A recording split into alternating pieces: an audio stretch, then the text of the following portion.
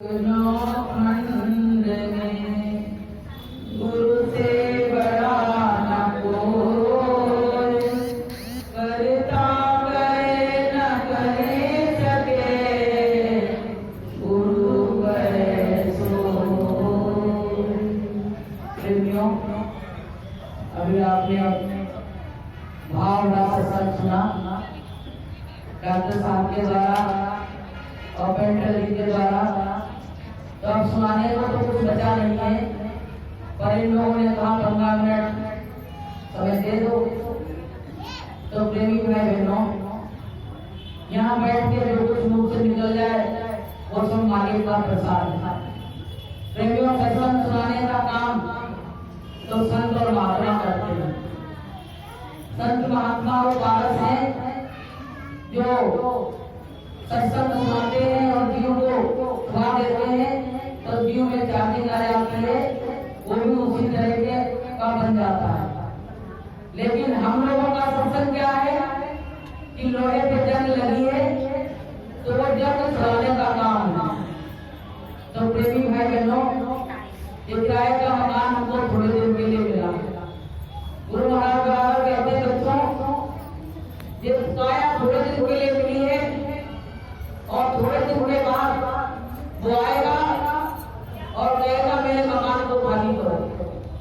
तो खाली करने से पहले हमको क्या करना चाहिए, ये संत और महात्मा समझाते हैं। गुरु महाराज कहते बच्चों, वो काल हर समय हमको निहारता रहता है, हमको देखता रहता है और हमको ले जाने के लिए तत्काल तैयार रहता है। लेकिन समय रहते देख जाओ, समय रहते जान जाओ तो तुम्हारा काम बन जाएगा। नहीं तो ये मनुष्य जीवन जिस अवसर के लिए तुम जन्म जन्म से भटक रहे हो, ये मनुष्य जीवन मिल जाए, अब वो मिला तो उसकी कोई कदर नहीं। एक बार क्या हुआ, एक गरीब व्यक्ति था तो बहुत रो रहा था, बैठा सड़क पे। तो उधर से शंकर पार्वती जी निकले।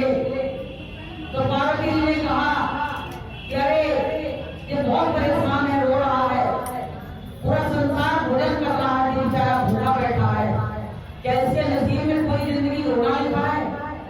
तो शंकर जी ने कहा कि इसके नसीब में यही लिखा है।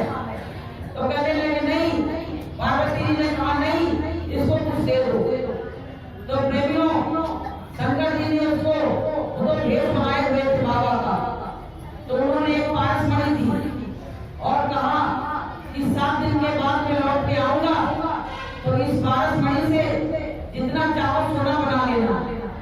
अब प्रेमियों, वो पारस मणि तो दे दी, लेकिन 7 दिन हो गए, वो बाजार में भाव तलाशता रहा और लोगों से पूछे कि लोहा क्या भाव चल रहा है? तो लोगों ने कहा अभी तो तेज हो गया है। तो कहने लगे कुछ भाव गिरेगा क्या? तो बोले हो सकता आगे गिरे। अब प्रेमियों यही इंतजार करता रहा, लेकिन लोहे का भाव ना गिर पाया और ना वो लोहा ला पाया, ना उसको सोना बना पाया। तब तक वो बाबा जी जो उनको पारस मणि दे के गए वो आ गए। कहने लगे अब मेरी पारस मणि वापस करो। तो कहने लगे कितना सोना बना लिया? बोले मैंने लोहा ही नहीं खरीद पाया तो सोना कहां से बनाते? तो प्रेमियों, ऐसे ही हमको भी मनुष्य बन मिला। अब इसमें आके इसको पाके अगर हमने सद्गुरु की तलाश नहीं की, सुरत ध्यान भजन नहीं किया, तो आएगा और कहेगा कि अब इस मकान को खाली कर दो, तो तुम तो रोने लगोगे, चिल्लाने लगोगे, क्योंकि तुम्हारी हमारी तैयारी नहीं हुई है। अब तैयारी कैसे होगी? तैयारी कौन सी है कि आत्मा से प्रभु का मिलन कर ले, आत्मा से प्रभु का मिलन कर ले, रोज थोड़ा थोड़ा प्रभु का भजन कर ले, रोज थोड़ा थोड़ा प्रभु का भजन कर ले, मुक्ति का प्यारे तू जतन कर ले, मुक्ति का प्यारे तू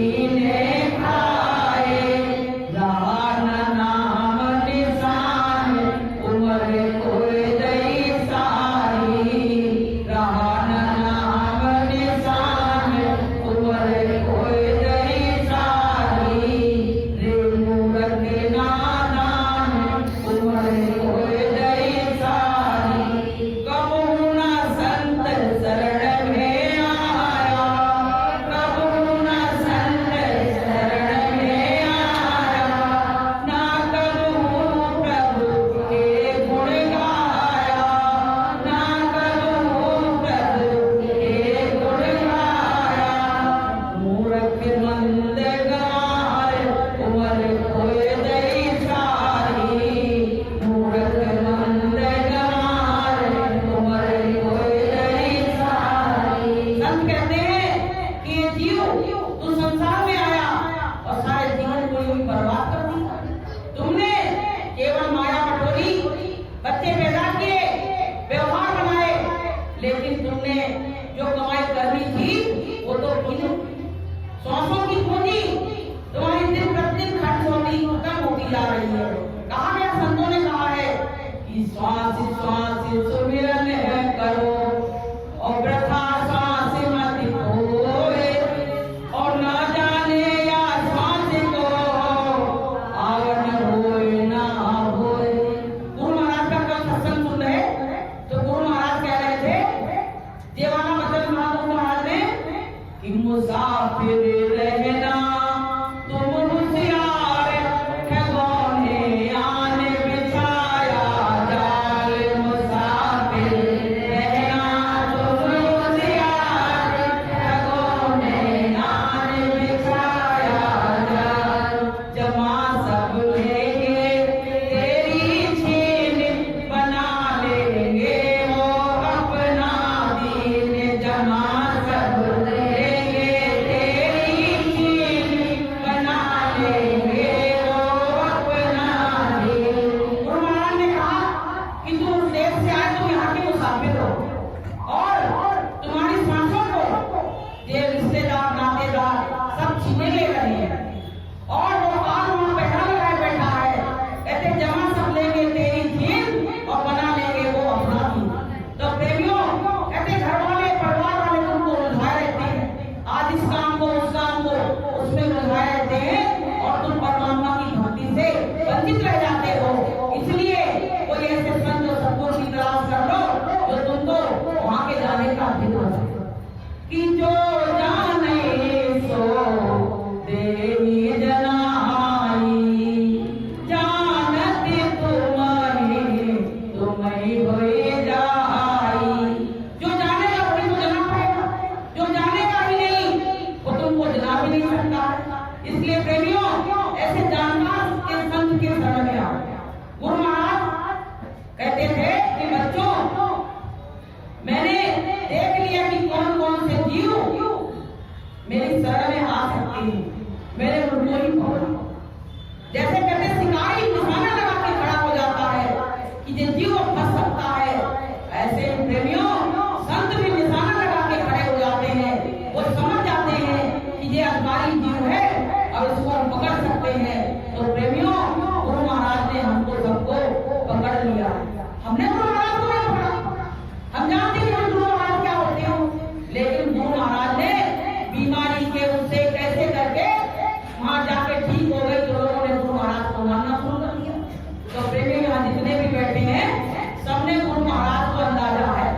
गुरु महाराज ने हमको नहीं अंदाजा, लेकिन हमने गुरु महाराज को अंदाजा है, तब यहाँ इस पार्लियामेंट में हम लोग बैठे हुए हैं। तो प्रेमियों, ये गुरु महाराज की पार्लियामेंट है, क्योंकि पार्लियामेंट में वही लोग चुन के जाते हैं जिनको जनता चुनाव करती है, पास हो जाते हैं, वो वहाँ पार्लियामेंट में बैठे हैं। ऐसे ही गुरु महाराज ने हमको चुना, तो हम आज गुरु महाराज की पार्लियामेंट में बैठे। बोलिए तो प्रेमियों, ये गुरु महाराज की दया कृपा है, और मालिक की मौत से सब काम होता है। कहते हैं जब गुरु याद करता है तब हम उनको याद करते हैं। गुरु महाराज ने कई बार जिक्र किया कि बच्चों, जब हम तुमको याद करते हैं तब तुम मुझको याद करते हो। कई बार गुरु महाराज ने कहा। तो प्रेमियों, जब सत्संग होते हैं तो मालिक हमको याद करता है। तभी हम आके 2 घंटे 3 घंटे अच्छे भाव से यहाँ आके बैठते हैं और उस मालिक की चर्चा और बात को सुनते हैं। तो प्रेमियों, कहा गया कि सतगुरु से मिलने का, सतगुरु से मिलने का सत्संग ही बहाना है, सतगुरु से मिलने का सत्संग ही बहाना है।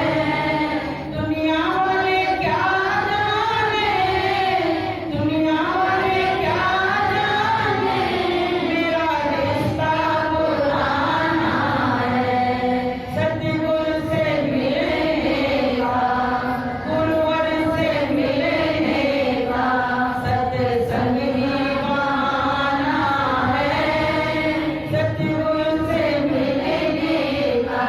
प्रेमियों, गुरु महाराज से मिलने का एक बहाना, सब प्रेमी इकट्ठा हो जाते हैं तो कौन सी चर्चा चलती है? केवल गुरु चर्चा चलती है। जैसे मायके में जाओ तो सब परिवार इकट्ठा हो जाते हैं, तो माता पिता नहीं होते तो उनकी याद करते रहते कि मेरे पिता ने ये किया था, मेरी माँ ये करती थी।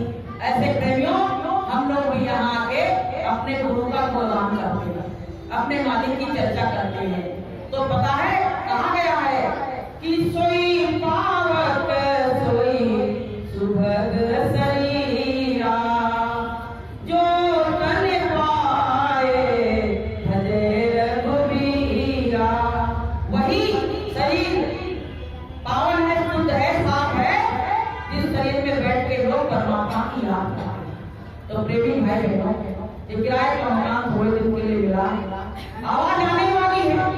आपको हम एक बार बताएं, एक बार क्या हुआ, लोग कहते हमारी भक्ति दृढ़ है, हमारी भक्ति दृढ़ है, इसमें होड़ लगी हुई है। एक बार गुरु के दरबार में एक बिल्ली बैठी थी, तो जब गुरु महाराज बैठे सत्संग सुनाने के लिए, तो बिल्ली पास में बैठ जाए।